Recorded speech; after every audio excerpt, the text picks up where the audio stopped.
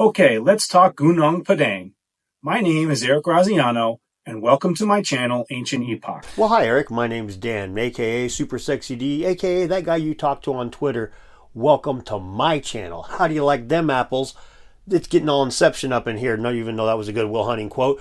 I guess I should probably say hi to everybody else too. Welcome to Debunking.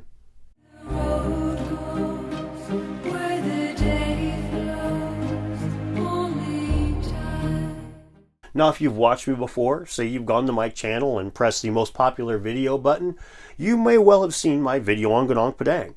And that was published about a month after Dr. Nadi Wajawa published his paper on Gunung Padang, the paper that's now been retracted, right?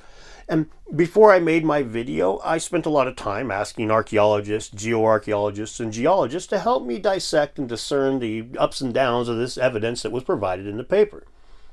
Now, Eric from Ancient Epoch, he's somebody that I've followed for a very long time, and a year since I've been doing this stuff, basically. So that's a long time in my channel's history, and he's been following me the whole time as well. And one of the things that garnered a lot of respect from me, actually, was the way that he kind of put away the woo. As a matter of fact, he'll say it just like that. If you go look at his Twitter, you may well see him saying things like, "I grew up," and "put away the woo." He looks for more mundane explanations, but he digs deep. And in this case, he kind of embarrassed me a little bit by finding some information that I missed, and generally speaking, that's what I try to do, is like when I look at a paper, I try to find the stuff that the academics that present these things to the public miss. And, well, Eric caught something that I missed, so we're going to definitely have to see what he has to say about that because, well, I got egg on my face, and so the only way to wipe it off is to do it on the shoulder of his shirt, I guess. So let's see what Eric has to say. Oh, one more thing. His whole evaluation of the site is presented as a response to the Flint Dibble Graham Hancock debate, so I had to watch this. This paper, as Graham mentioned, and its completely ignored supporting information document, is extensive. It takes multiple readings to digest and absorb, to which I fear many who encounter it could be easily overwhelmed, making offhand dismissals like Flint's and others easy to get away with. Now, this paper is a tough read, like he says, but it has a supporting information document tucked away in it, and I'm embarrassed that I missed it, but he didn't. Seems like pretty much everybody else did, but Eric didn't, and that's a huge deal because it has some really good photographs of the artifacts that were said to have been found at the site. Yeah, I know you probably think it was just the one artifact, but no, I said artifacts. Pretty big deal, man. Eric did some good work here. Let's begin with the so-called Kujang Stone artifact. Firstly, anyone involved with the study of lithics would not make an assessment via an image. They look for the fingerprints of working the stone, as Joe put it, under a microscope. But since this is all we have to go by, I will proceed with an analysis of the artifact based upon the scientific criteria for determining a lithic, much like I did with the Homo naledi stone tool from the documentary Unknown Cave of Bones. Now, this Kujang Stone, this is something that I fixated on really quickly when I first saw the paper, and it was the first thing that I started asking a lot of academics on Twitter about. Here's what I had to say about it when I made the video. And this Kujang Stone thing, I posted that on Twitter and asked some archaeologists and some geologists about it, and the consensus was overwhelming that's just a regular old rock. There's no signs of it being shaped by people. It's unique. It's shaped kind of cool, but there's no signs of it being shaped by humans, and it's not the kind of thing that geology could not produce or hasn't produced in the past. But rather than wasting a bunch of time asking academics on Twitter like I did, Eric just dug into the supporting information document and applied the standards that are generally used to determine if a tool or a stone is a lithic or not. A lithic being archaeologenese for a stone that was worked by human hands, usually a tool, but oftentimes discarded pieces of a tool, a stone that's been carved on, a stone that was worked by humans. To Flint's point that it doesn't look like any stone tool that he's ever seen, I can safely assume he's referring to stone tools like these, that clearly display flaking. But there are other tools in prehistoric sites that don't display this flaking, such as this tool from a prehistoric site from the Ukraine dating to 1.4 million years ago. Looking at this tool, there is some key similarities to the Kujang Stone, and that is its ergonomic shape. Utilizing this image, which gives the artifact scale, I printed out a version for myself to test how its ergonomic shape potentially would fit a human hand. and I must say it fit beautifully, as you can see. I used this image to illustrate the grip classification on my first slide for my lithic presentation. So let's begin. Lithic Criteria 1. Morphology. The artifact is made from stone. It displays an ergonomic shape, allowing for a left-handed hammer grip hold. Criteria 2. Topology. Does the artifact compare to any known man-made object on record within a relatively similar time period? And I believe it does with this so-called worked stone from the Smithsonian National Museum of the American Indian, to which I'll provide the link to. The Smithsonian artifact displays the same ridgeline along with visible concave cuts. I also would like to add that both of these objects are ground and or polished, hence why there are no visible biface flaking marks. Criteria 3. Flint knapping techniques. I'll be honest, the object is rife with them. You can see multiple ridges, multiple bulbs of percussion, multiple bulb angles. Also, in this high-resolution image, you can see what's referred to as fissures. These are key fingerprints of knapping a stone. This artifact clearly illustrates plenty of features to be considered man-made. This is pretty interesting, even compelling to a degree, because the fact is that everywhere I've seen people cover this, it's been the same crappy images that have been covered, except for a few Indonesian people that Eric himself has posted links to their videos. And I have to point out here that I asked Flint, he's one of the people that I asked about this, and he wasn't aware of the Kujang Stone before I brought it up. And so I may well be responsible because all I knew was that shitty image from the poster. It may well be my fault that Flint is going around saying that all there is a crappy image, because I'm the one that told him all I could find was that. Because I couldn't find that supporting information document that Eric found because I missed it. Again, egg on Dan's face. What do you do? But beyond the whole thing there's the Kujang Stone doesn't... It looks like the Kujang dagger, okay? And the Kujang dagger it doesn't show up on the record for way later. And the similarities that they point out, one of the things that the skeptics will point out is that, that this is coincidental. The Kujang dagger has nothing to do with this rock.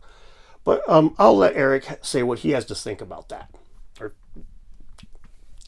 It is my hypothesis that the Kujang Stone artifact was a talisman used thousands of years ago for purposes unknown to us today. Now see, that seems pretty reasonable to me. This shape being like a talisman on this stone, and that shape eventually evolving into a talismanic dagger down the road.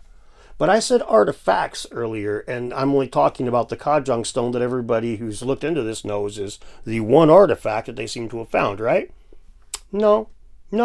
Eric helped me out there.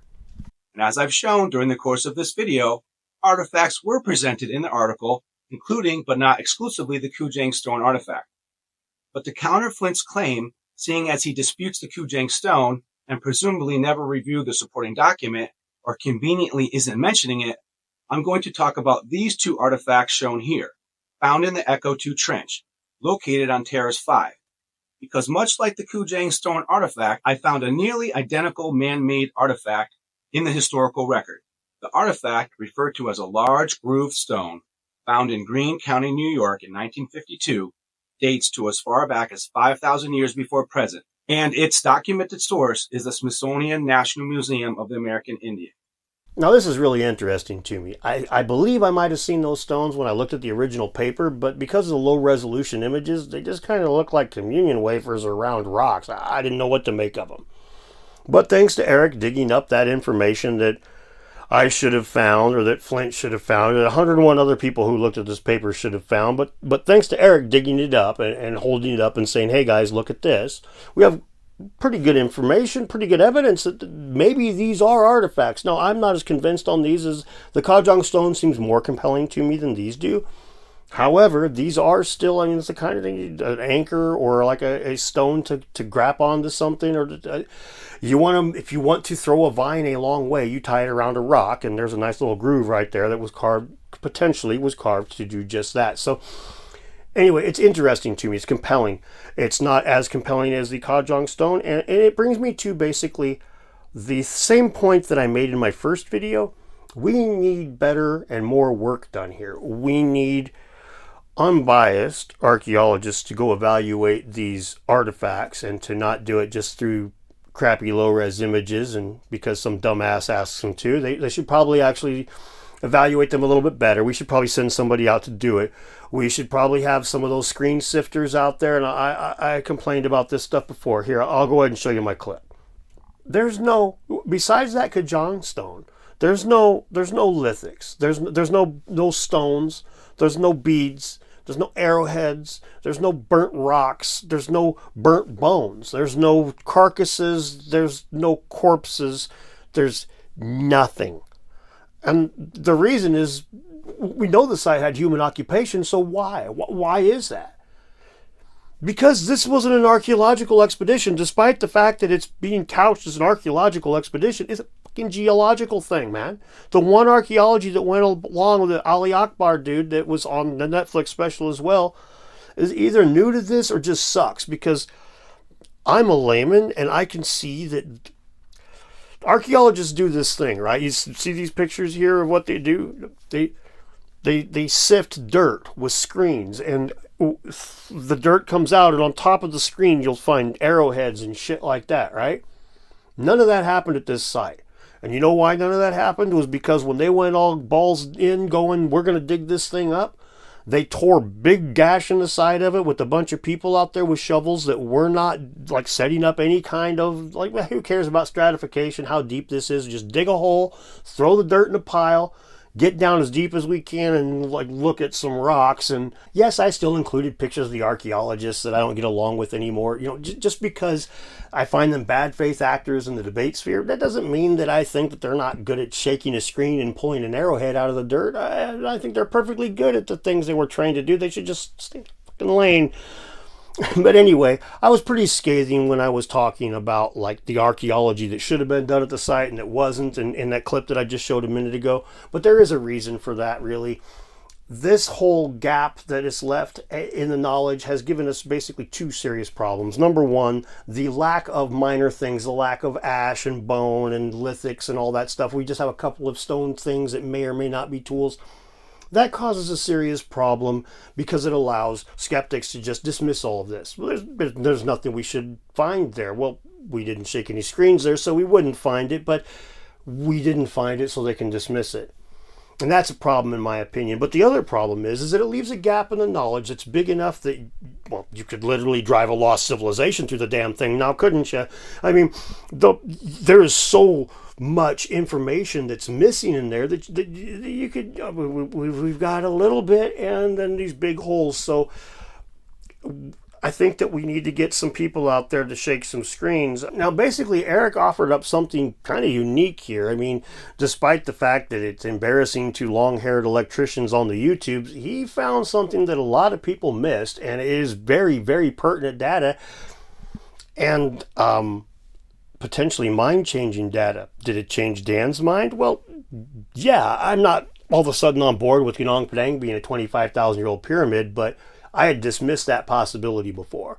And after looking at this, I am back to we need more freaking work done before we can say whether or not that's out or not. And that me feeling that way is straight up comes from the information that I got from Eric in his video. And it's from the paper, but again, it's shit that I missed and a lot of other people missed. Dr. Nadi Wajawa, if you make another paper in the near future, make it more fucking easy to navigate. That way all of your data gets like shown and it can't be just ignored or buried, because man, I was trying to give your paper a fair shake. I couldn't find a damn thing.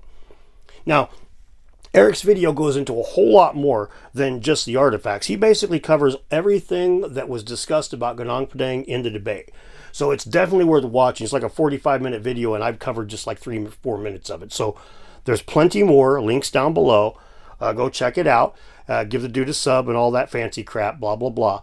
But I want to thank my patrons. I want to thank the people that watch this. I want to thank all of you for, you bear with me while I go back and forth on things like this, right? I mean, you might have just watched my Gunung Padang video and been like, man, that's pretty base take on it. And then you watch this and you're like, well, holy shit, that's a pretty unbased take on it, or vice versa. And, that's just kind of how I roll. I find new information. I find new data. I look into it. I present it. And here we are. So Stay tuned next week. Maybe I'll change my opinion on something else. Thank you very much and have a good night.